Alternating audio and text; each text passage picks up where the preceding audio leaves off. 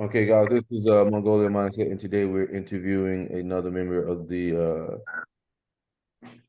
group, and we're gonna help find the personality type.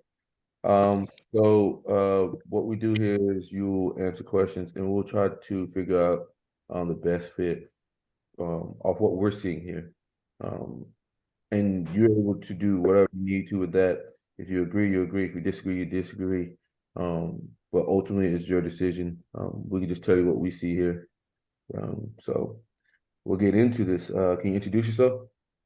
My name is Paul. Are there any rules as to what I should and shouldn't say? You can say whatever you want to. Okay.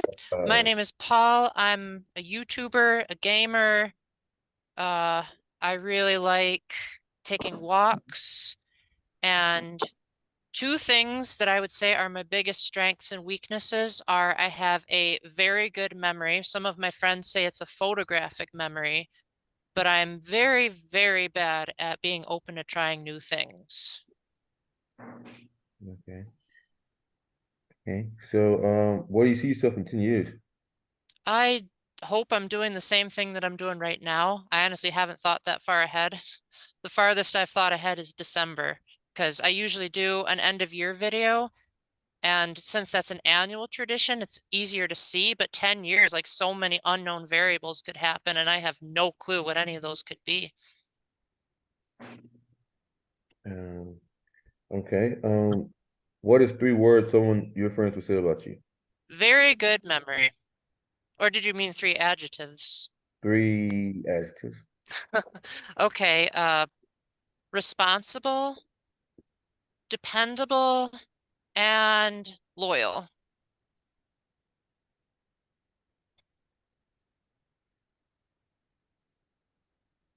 What do you think makes you responsible? I think I'm really good at following through on tasks that are set to me. If my boss says do it, I do it. I only ask questions if I don't understand what it is that she's asking because I want to make sure I get it done exactly right. If a person says meet me at this time, I'll even show up early in case there's technical difficulties so that I don't keep people waiting. Uh, Generally speaking, if I make a promise, I follow through on it, unless if, I don't know, something like an accident happens. Like, I don't know, if a tree were to fall on my house, then yeah, obviously I wouldn't be able to keep the promise, but within reasonable circumstances. mhm. Do you know what I'm saying? Yeah, I understand what you're saying. Um, so, if you had 3 wishes, what would you wish for and why? I would wish for my life to basically be the same as it is now as the first one. The second one would be I'm a Catholic, so I hope I can get to heaven. And the third one would be I would like a special kind of time machine where I can revisit the best moments of my life and re-experience all of the sensory things. So like what I smelled, what I tasted, what I saw, what I touched back then, but with the caveat that it's with my current mind so that I can appreciate it from a retrospective perspective. Oh, wow. That's very unique. Um, Well, I love the past and I love reminiscing. So if I have a chance to relive the past in any capacity, be it photos or pictures, even just reliving this meeting is going to be great. okay. What do you think is an attribute that you bring to any team? A team, like a work team or a group of people. Just try both. On a work, well, I kind of work alone, so I'm not really sure how to answer that. But I think if I were to work on a team, I think I would be the guy that you can depend on to get whatever it is that my job is done. So I work as a janitor. So let's say my job was clean up the floor. I would make sure that floor is clean. I also think that I would be good at if someone was confused by the instructions that were given and I understood the instructions, I'd be able to clarify like, oh yeah, this is what the rules were. Does that make sense? And make sure that they understood it. Okay. Okay. Um, what do you think is something that holds you back? I think I'm held back by, I might have PTSD. I'm not 100% sure, but I do sometimes get caught up in like what happened in the past and like if there was a bad memory. But I also think I can get pretty reluctant to try new things. COVID has helped. Like I've realized that maybe I shouldn't take life for granted, but if I have an option of eating something new at Burger King, I probably won't do it because I love having the same old thing every single time. I'm sorry. Sorry, trying to switch phones. Taylor, why would you switch phones during the call? Did you ask me something? No, no, no. I was just talking to Shelly. Okay. Why would you do that? But hmm. Oh, you like eating the same thing over and over again, you said? Yes, I do. If I had And my way, I would eat the same cereal, the same yeah, lunch, same Burger King stuff. The only time I would change it is if I had objective data that what I was eating was like damaging. And so like for the sake of my health, I'd have to stop. But then I'd just find another routine to get onto. gotcha. And why is it that you like to eat the same thing over and over again? It's hard to explain, but it just feels comforting to have a tradition. It feels comforting to have a routine. Like the idea of continuing something for as long as possible just appeals to me. It could be that I have mild OCD, but something in me just gives me a dopamine rush when I keep up a tradition. Gotcha. And also just I'm too afraid of experimenting, so maybe I just don't want to try the alternative in case it turns out badly. Mhm. Do you feel annoyed by people who don't follow the rules?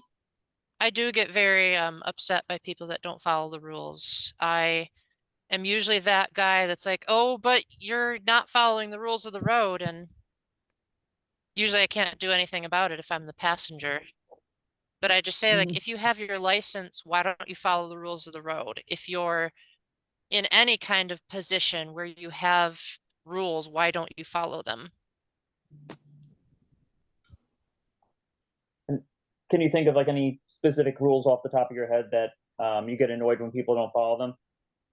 Well, punctuality is one of them. I don't like it when people are late. Hmm.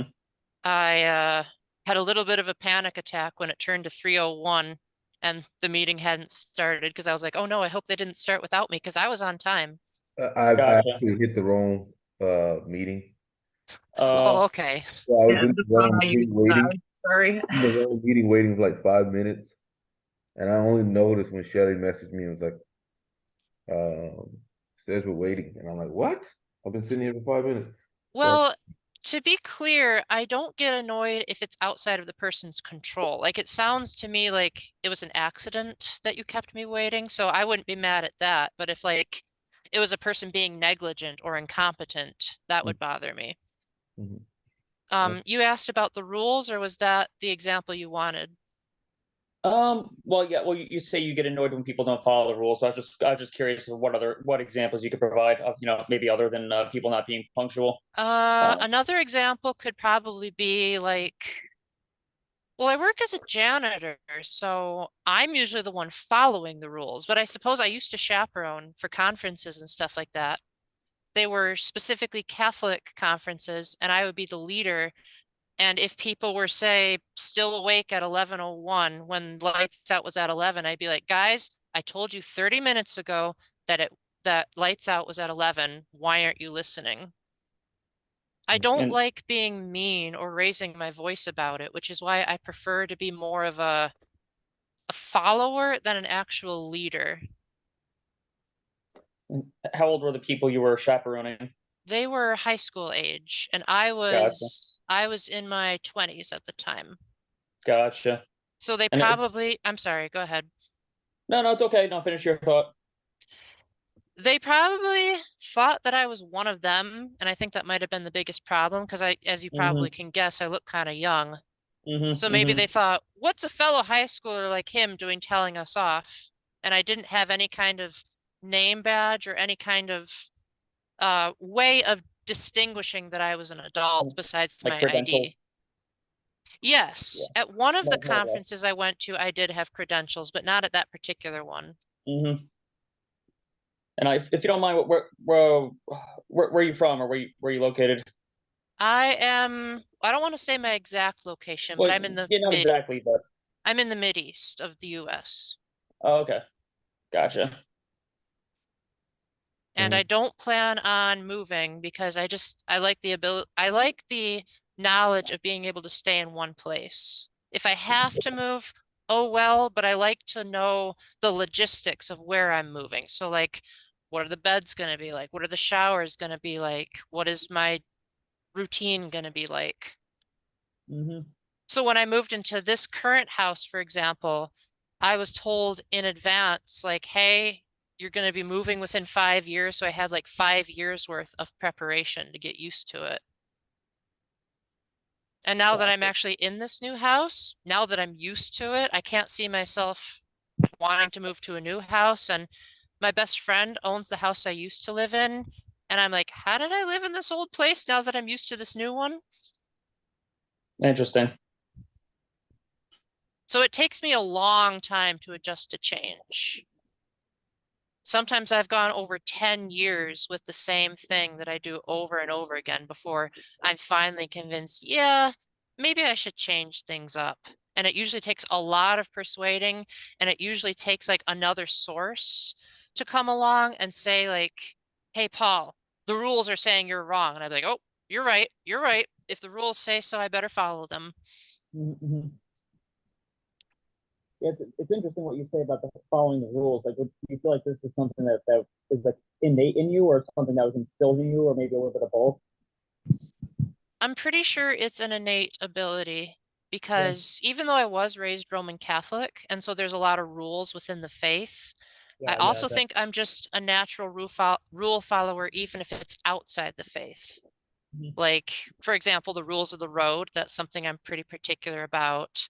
Rules of common courtesy, because I'm not very good at naturally knowing what it is that people want and feel. So when I have an outside source like common courtesy or common etiquette, that helps me know, like, okay, you should say hi to someone when you first meet them. You usually want to shake hands with people. A lot of protocol and things to know ahead of time really help me to not have to try to guess what people are feeling and thinking. Gotcha.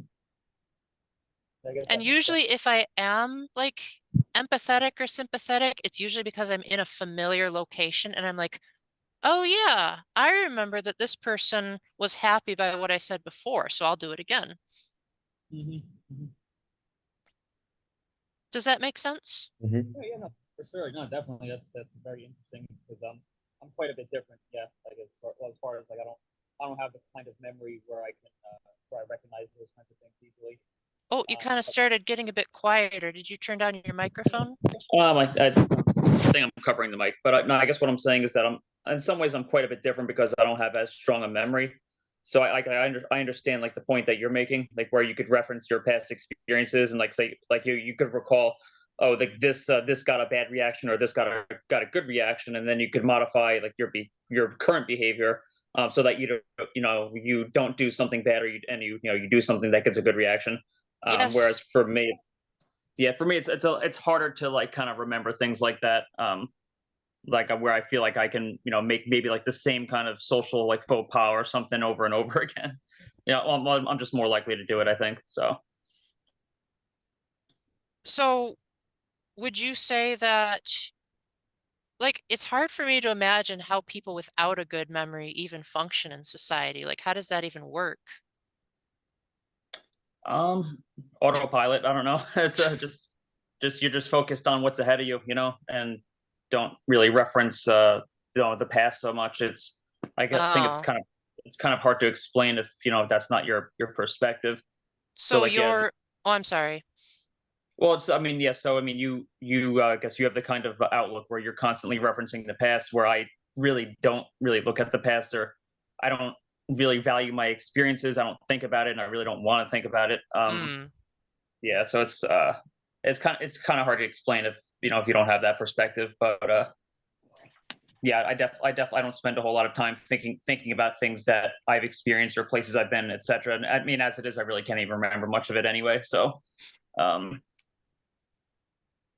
Well, that's interesting that you have a futuristic outlook. Because if I were Mhm. to literally describe my brain when it tries to think about the future, and I'm not being metaphorical at all, I'm being very direct and straightforward. My mind looks like a black cloud, and it has like little flickers of what the future could be, but they're so brief and so literally flickering. Again, I'm not using metaphors, that I'm like, I can't even pay attention to all that stuff. So I just give up. And instead I go back to reminiscing, back to looking at my lists of things that I remember.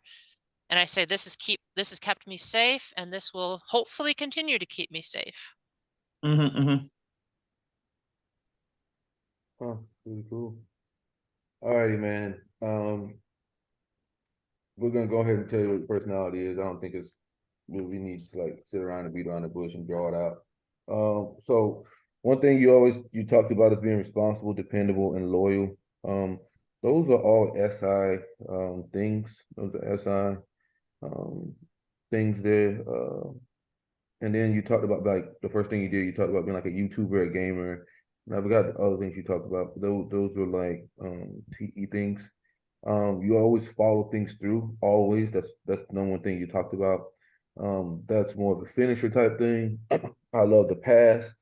Like you love the past, you feel comfort from the past. Like you said, like the future is not something like that even has any reference to you. You stick to what's been comfortable, what's worked, what's your routine. So that means you're systematic. You're an SI user. And you're direct. You're specific, concise, and to the point. And what you say is not hard to understand what you're saying. It's just there. With that being said, that would limit you down to 2 STJs. And you're responding. You're an introvert. So that would make you an ISTJ. And that shows why your memory is so great because you have SI hero and you don't know how other people function without a good memory, obviously, because a lot of us like we project our hero functions onto other people.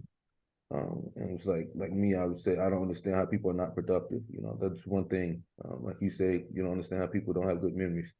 Oh, I see. So the hero function's the dominant one?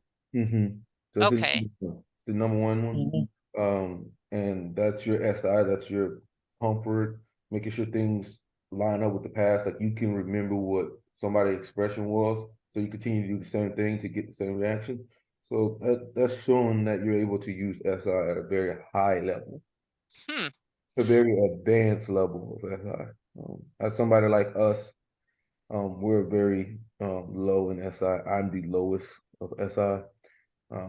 So I'm SI trickster and they're SI demon. The reason why your future, and when you think about the future, doesn't really like light up well. That's because NI for you is in the 8th spot. So that's the reason why it doesn't work too well when you try to use it.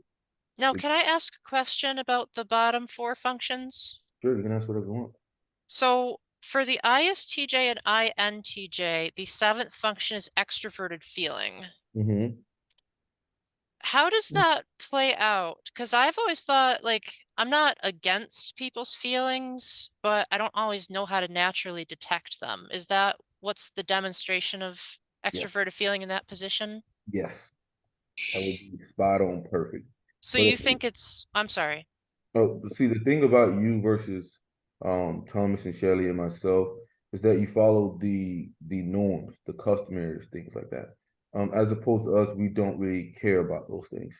So we actually have a lot more trouble than somebody like you. Like you're able to kind of, even though you don't understand how people feel, you're still able to get a better result because you follow the customer and things like that. So like common courtesy, you're saying?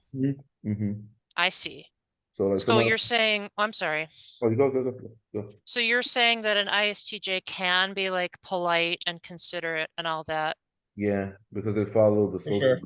Yeah, they're more aware of it just because you have SI, so you remember these things and your experiences when you do things like you have a social faux pas, you don't do it again because you remember that happening where 10 not to. So it takes a little longer. So you all are INTJs and ENTJs? I'm an ENTJ and they're INTJs. Okay. So like when you say like you follow customary, like I generally don't follow customary things at all. I try to, you know, I just try to be like nice and whatever, but that's just not natural for me. I'm not just gonna like just follow it every time. It's gonna be like I may do anything, you know. But Well, I actually wasn't surprised when you said ISTJ. That was the realization I came to in 2015. But the main reason why I wanted this typing session was that I did a video on someone else's YouTube channel and I was very animated and cracking jokes and all that. And he said, I think you're an ENFP because you're changing the topic. And I was like, but I'm also like very direct. I love the past. Pretty sure ENFPs don't do any of that stuff. yeah. What would you say in response to that person who called me an ENFP? I mean, we've been running into a lot of people that have been typed by other people, and we generally tend to disagree with them.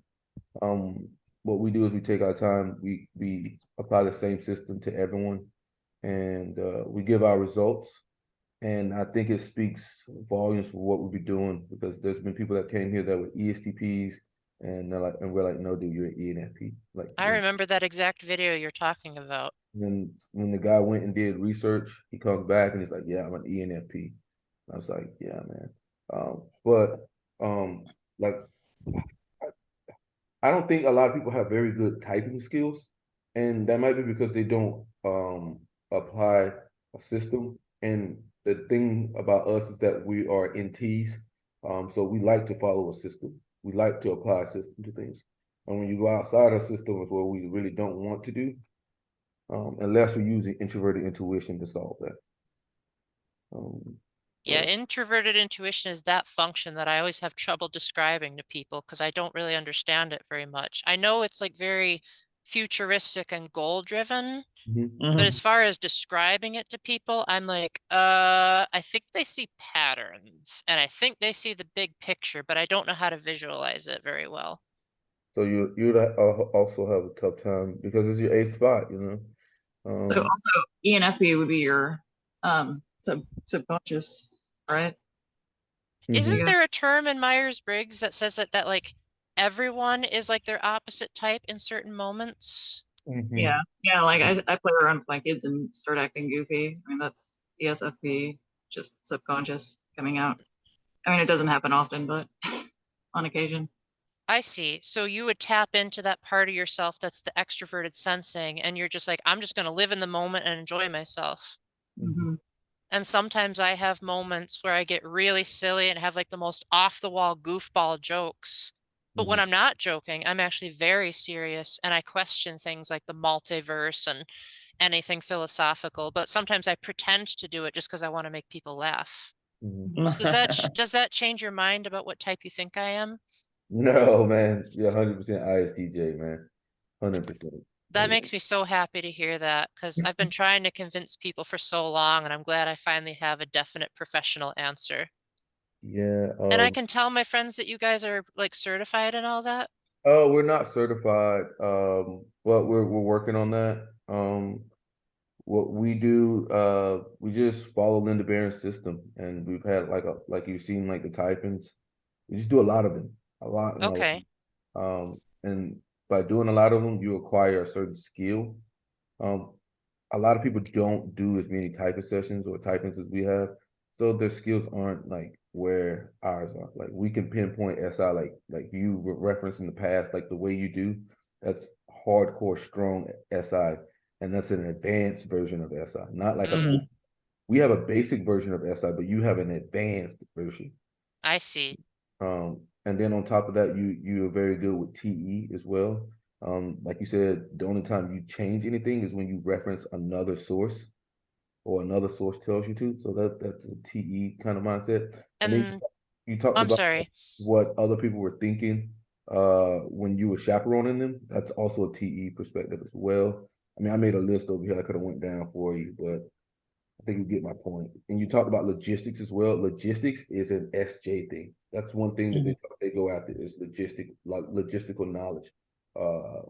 That's one thing they hammer, as in like an NT, it's more about strategy. A SP is about tactician, and an NF is about diplomacy. These are like the hidden skills that these types have. And like you said, logistics was one of the things for you. Could you define what logistics is, just to make sure I'm understanding you correctly? It's kind of like putting things in the right place at the right time, getting everything Oh, together. well then, yeah, that's very much a me thing. Yeah, that's what. So I had one last question, because I know you guys are probably busy. My last question is, I was thinking you guys might have typed me as an ESTJ because I sometimes have my outgoing moments. So Mhm. I was curious what had you eliminate ESTJ as the possibility.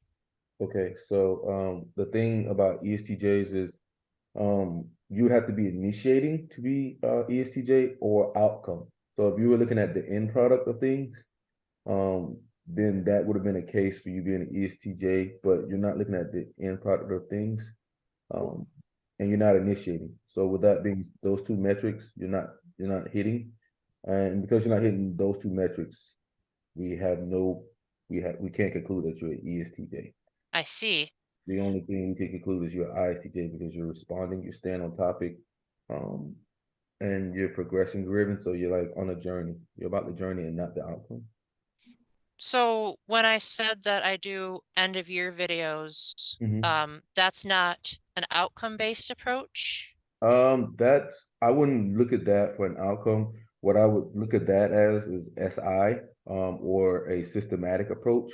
You always do something, so that's more of a routine Oh, or I see. systematic Yeah. approach. So I would look at that and attack that as systematic, and then work from there. So you're saying that if I was an ESTJ, I might be referring to an end goal that's not part of an established routine. Yeah, like if you were ESTJ, you just like a lot of things you would be talking about would be just outcomes. Instead of just like they'll just name end products. Like we interviewed a guy the other day and we asked where he was going to be in 10 years, and he immediately said retired. So that's like jumping straight to the end product, like retire. And then the next thing he said was, I'm gonna own a business. I'm going to be a consulting business. That's end product yet again. He's looking just directly at that end product, and that's what he's going for. They don't go through the journey, Yeah. or you go through the journey. So like, That, okay. I'm sorry, you go ahead. I was gonna say, as like somebody like myself, the journey is worthless to me if I do not get an outcome. It is completely worthless. I've wasted my time if I don't get an outcome. But journey focused people don't see it that way. So you're saying like the fact that I couldn't pinpoint a specific objective is not outcome based.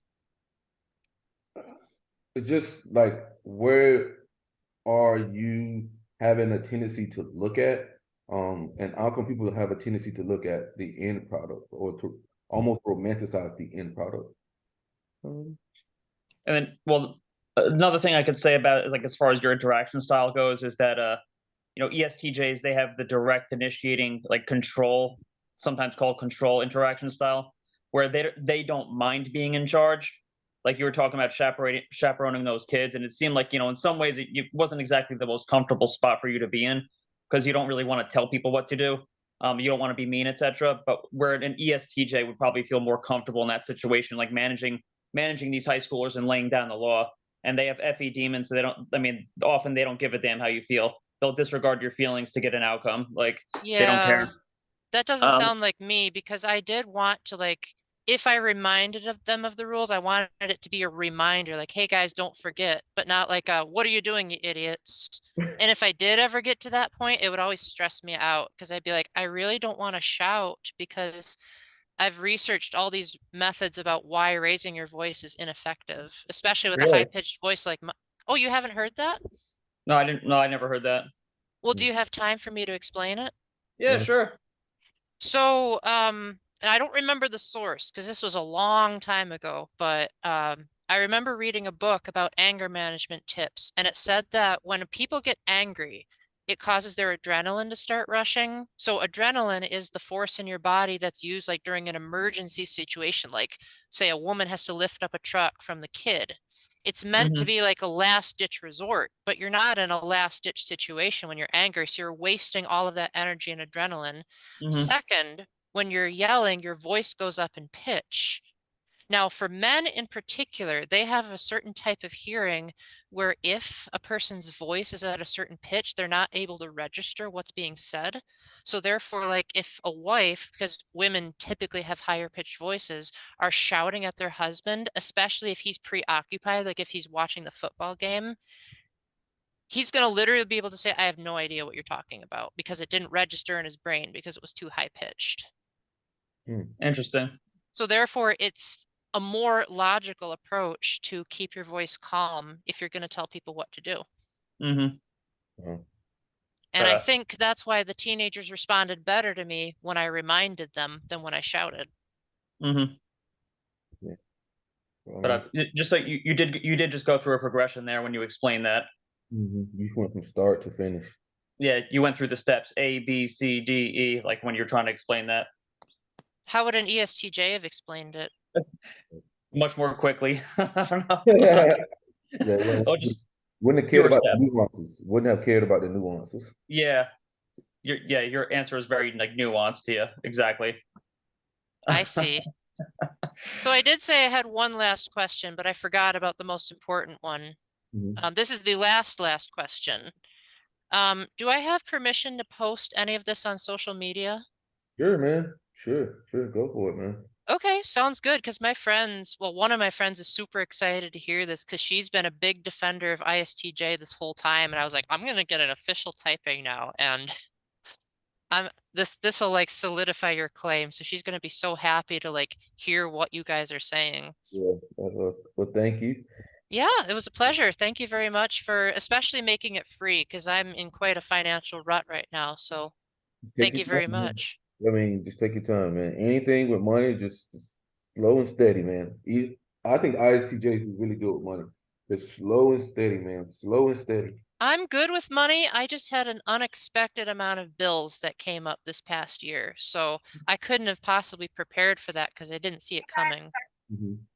Yeah. Well, were there any questions you guys wanted to ask me? What's your YouTube? The Catholic Gaming Nerd. I was afraid of self-promoting it because I didn't know if that was against the rules, but since you asked, I might as well. No, you're sure, man. You can do whatever you want to. Catholic Gaming Nerd.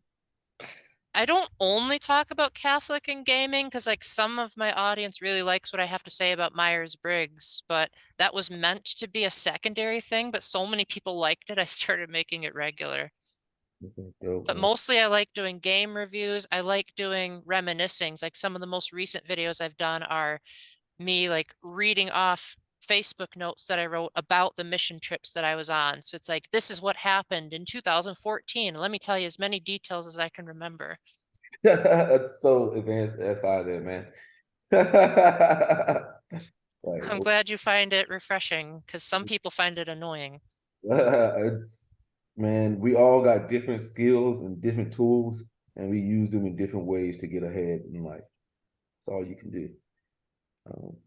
Well, I'm looking forward to finally breaking the silence in your group because the reason why I didn't post a lot was because I didn't want to give you too many hints because I thought you liked the challenge of discovering my type.